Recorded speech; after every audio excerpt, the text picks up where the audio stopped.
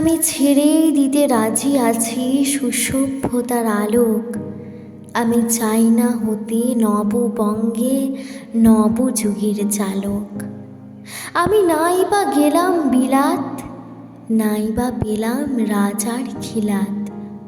যদি পরজন্মে পাইরে হতে ব্রজের রাখাল বালক, তবে নিভিয়ে দেব নিজের ঘরে সুসভ্যতার আলোক।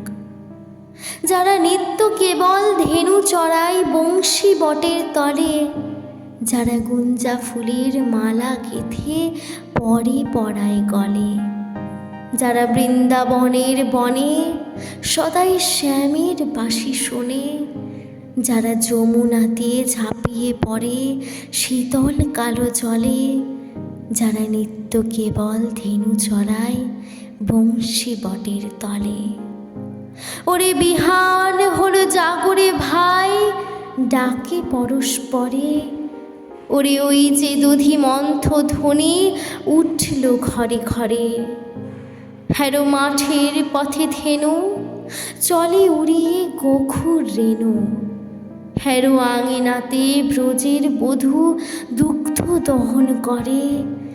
ওরে বিহান হলো জাগরে ভাই, ডাকে পরস্পরে।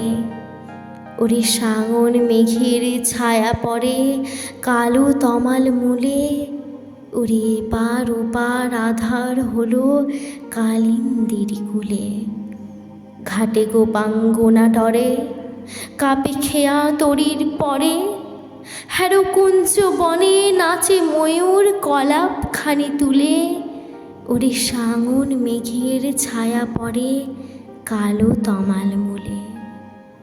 মোরা নবনবীন ফাগুন রাতে নীল নদীর তীরে, কোথা যাব চলি অশোক বনে শিখি পুচ্ছ শিরে।